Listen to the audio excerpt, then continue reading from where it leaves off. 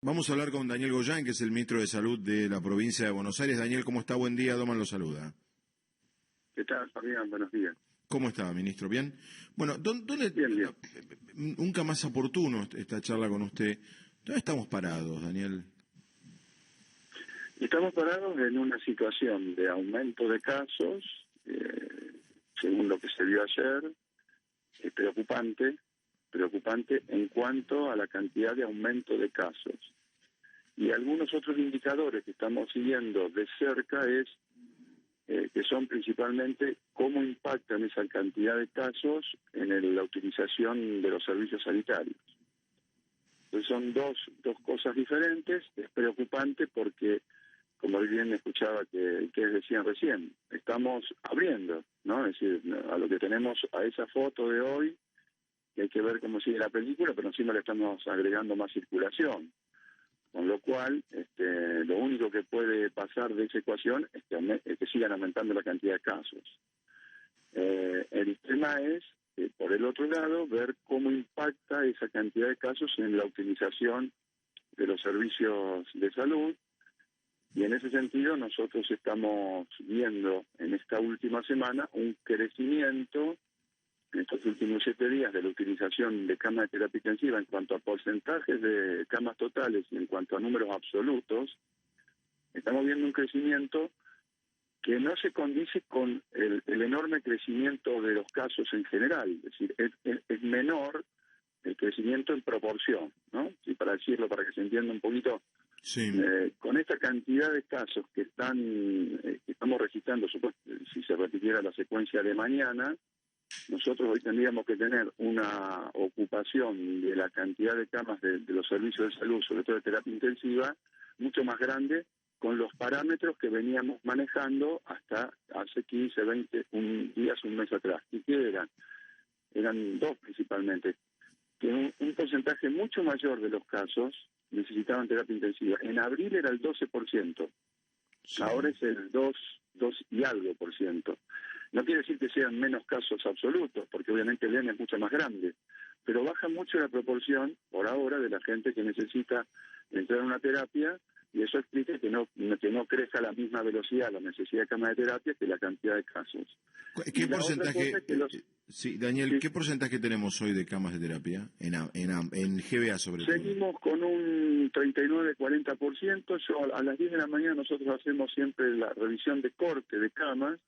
Hasta ahora venimos prácticamente igual que ayer, y en la última semana, en términos absolutos, necesitamos 100 camas más en una semana de terapia. Es decir, entre los que se fueron y entraron a la terapia, sí, hay 100 camas más de terapia. Tenemos una reserva todavía en el AMBA, que es lo que más miramos, porque el resto de la provincia sí está muy tranquila, está con un nivel de 30 y pico % de ocupación. En el AMBA, todavía nos quedan una reserva al día de hoy de 1.100 camas, que obviamente vamos a tener que ir, estamos en estos momentos aumentando su N. Pero, a ver... ¿Y cuál es el nivel de ocupación de GBA, de UTIs, de GBA?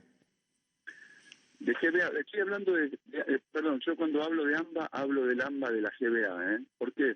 Porque yo le digo AMBA, porque no solamente Gran Buenos Aires, también tomamos La Plata y Gran La Plata. Claro. Y todo lo que es los 35 partidos, que son 40, pero 5 han quedado afuera porque son más de tipo rural que tipo urbano. 35 partidos que es donde está la mayor concentración y donde tenemos el problema mayor, en caso de que el sistema empiece a tensionarse mucho, toma también el Gran La Plata. Yo digo el AMBA bonaerense. Ahí estamos con el 60%, porque en promedio, que se ve por los medios que se dice el 65%, es porque la ocupación de camas en la ciudad de Buenos Aires es mucho mayor, fundamentalmente en el sector privado, que es lo que dicen que es 80, arriba de 80 en el privado de Capital, sí, eso dicen. Pero los el promedio propios del AMBA terapistas. incluido Buenos Aires da 65, como se informa, nosotros estamos en 60. Mira, aclarado el tema camas, y usted muy bien ha explicado, gracias a Dios no hay un estrés en el sistema con respecto a la cantidad de positivos, y hemos bajado... Póngale la palabra, Fabián, todavía, todo el tiempo. Por eso ahora, Daniel, eso tiene que ver con que puede ser dos razones, o porque los positivos es gente joven, sin comorbilidad, o porque la cepa esta o esta variable de este último mes y medio es menos virulenta? Mire, hay tanta cantidad de papers científicos escritos a favor de las cepas, de cuántas cepas, de cuál es más virulenta, de cuál es más contagiosa, que en realidad hoy no tenemos ninguna certeza de nada de eso que se dice. Hoy nos movemos con una realidad concreta, que es observar que el virus, el coronavirus que está dando vueltas en estos momentos, sea cual sea, si es una cepa distinta u otra, claramente está produciendo una mucha mayor cantidad de casos leves, a veces asintomáticos, que la gente ni consulta, o lo que llamamos los médicos oligosintomáticos, que es una sintomatología tan pobre que al otro día la gente se siente bien y tampoco consulta. Y eso sí estamos observando. Lo que sucede es que cuando lo detectamos, aumenta muchísimo el N. Ahora, hay un montón que no estamos detectando, obviamente, porque ni consultan, ni van, ni se sienten enfermos. Entonces, eso es lo que el ministro de la Ciudad permanentemente recalca, que hay un N muy grande de gente. Él está hablando de 1 de cada 10. Yo no creo que, por lo menos en el lado de la provincia de Buenos Aires, donde el proceso empezó, siempre va 15 o 20 días más retardado que la Ciudad de Buenos Aires, que yo no creo que ese sea el número, pero estas enfermedades tienden a homogenizar el conglomerado urbano más o menos con los mismos indicadores en todos lados. La tendencia de los virus estos es que con el tiempo se dispersan como una mancha de aceite y luego se va homogenizando. Los números más o menos terminan siendo de contagios parecidos en todo ese gran conglomerado de 16 millones de habitantes que tenemos en el AMBA, Ciudad de Buenos Aires, provincia de Buenos Aires. Mariana. Buen día, ministro. ¿Cuál es el día en el que van a evaluar? Usted me va a decir el día a día, pero ¿cuál es la fecha límite dentro de esta cuarentena hasta el 2 de agosto para evaluar si el crecimiento de casos viene de la mano con la apertura que se está dando en Capital y conurbano y poder dar marcha atrás en tal caso? Nosotros estamos mirando mucho el nivel de ocupación de camas y poniendo un límite a partir del cual habría que producir un cierre fuerte, si se llega a ese límite, porque no puede estar muy cerca del 90%, tiene que ser bastante más bajo. ¿Por qué? Porque hay un proceso de inercia después sobre la utilización de las camas que dura entre 2 y 3 semanas. Es decir, si yo corto cuando yo estoy con el 90, seguramente con la inercia posterior me va a superar el 100%. Entonces, o sea, el límite, ministro, es 90, o sea, para 90%. En un 75, no podemos llegar a ese número porque después nos pasamos.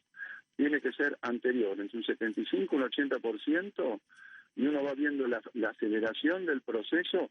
Hay que cortar antes, bastante antes, porque después no podemos jugar, en esto no podemos jugar con fuego, no podemos estar tan finitos que después no nos alcancen las camas.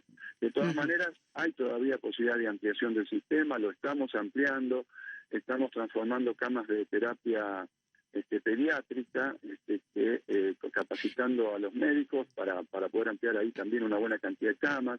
Hay todavía una posibilidad de ampliación del sistema, pero hay que ser muy cauto, ¿no? En salud hay que ser cauto, porque si me equivoco con el escenario más optimista, puedo tener problemas. Prefiero equivocarme con el más pesimista y que me sobren camas, ¿no?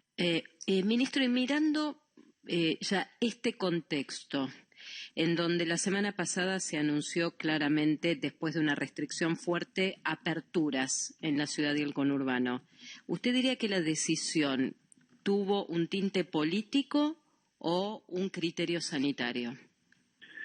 ¿Saben lo que pasa? Es que no se puede separar la cuestión sanitaria y de salud, diríamos, del contexto, porque hay que mirar un montón de variables cuando se toman las decisiones de este tipo. Porque, por ejemplo, uno sabe, y en todas las pandemias ha sucedido eso, las severas, cuando hay que guardarse muchísimo. ¿Qué es lo que pasa? No solamente en la Argentina, epidemias que se ha dado en otros países. Ante el temor a concurrir a un centro de salud, la gente deja de hacer sus controles de hipertensión, cardiológicos, oncológicos, de diabetes, etcétera. Entonces uno tiene que mirar que tampoco va a estar un año entero cerrado, porque también después vamos a tener un problema a ese nivel. Entonces ahora hay que dejar, por ejemplo, habilitar los consultorios como para que la gente pueda hacer algunos tratamientos preventivos, etcétera. Después está el tema económico también, por solo citar algunas cosas, también forma parte de la salud, porque hay gente que si no sale a buscar el alimento o algo, realmente su salud... Es que la sensación, ministro, perdón, que ha quedado es que fue más una presión social que un criterio epidemiológico para hacer una apertura en momentos donde estamos en crecimiento de casos. Sí, es que nunca se puede tomar un solo criterio. El criterio epidemiológico, obviamente, en este momento es el más importante. Pero uno cuando toma decisiones no juega solamente con la cuestión dura epidemiológica o matemática. Hay una serie de variables, hace un equilibrio, hace una pequeña apertura, hace una apertura. Fíjense que nosotros hablábamos ayer. Hay el bajón del transporte, incluso en el día de ayer y anteayer, sigue siendo muy bajo respecto al día base. No hay escuelas, no hay universidades. El 30% de la administración pública funciona, de la justicia que no estaba funcionando ahora funciona un poquito. Es decir, de base nosotros estamos con una reducción de la movilidad importante. Lo que va a haber que hacer es, si se disparan los números, como dijo el gobernador, esta especie de cuarentena intermitente. Largaremos un poquito, si vemos que los indicadores se empiezan a disparar, habrá que frenar de nuevo. Esto no es lineal. Y hay que entender que la toma de decisiones es con todas las variables, no es solamente con una sola, por más que sea la más importante. En relación con esto, Daniel, y lo que antes usted le contestaba a Mariana, decía, con 80 ya tenemos alerta roja. Usted dijo estamos en 60. Si bien yo hice el cálculo y nos dio a entender que aumentó un uso de camas de 100 por semana. ¿Cuán lejos estamos del 80? A este ritmo podríamos estar mes y medio. Entonces hay tiempo para tomar una decisión. Si vemos que se dispara el ritmo y que ya no son 100 por semana, 105 por semana, sino que empiezan a ser 200, y en una semana, 10 días, hay que tomar una decisión. ¿Y qué es una decisión, Daniel? Y una decisión fuerte es volver a restringir hasta donde más se pueda la circulación de gente. Esto es, circula más gente, circula más virus, menos gente, menos virus. Daniel, y aún así, uno nos dirán, bueno, sí, pero en plena cuarentena estamos viendo los casos aumentaron. Bueno, hay que ver qué hubiese pasado, hablando prácticamente. Sí. Claro, si en lugar de 3.000 ayer hubiésemos tenido 5.000 o 6.000. La última consulta. ¿Este es el pico de la pandemia? Qué pregunta, ¿no? Es que yo creo que nosotros, si este es el pico, fue un pico bajo porque lo estiramos en el tiempo. Hay que esperar un poco más, ir viendo cómo evoluciona. Yo no creo que este número que tuvimos ayer sea el último número a partir del cual empieza a bajar. Sinceramente, creo que vamos a tener todavía más casos. Si los casos siguen siendo mayoritariamente leves o asintomáticos, o sintomáticos que los descubrimos en algún procedimiento, detectar y todo, pero el problema no es el mismo que si son casos graves. Por eso hay que ir evaluando todo, pero no creo que estemos todavía en el pico. Daniel, como siempre, un abrazo y gracias. No, por favor. Buen día. Daniel Goyan, con definiciones muy importantes.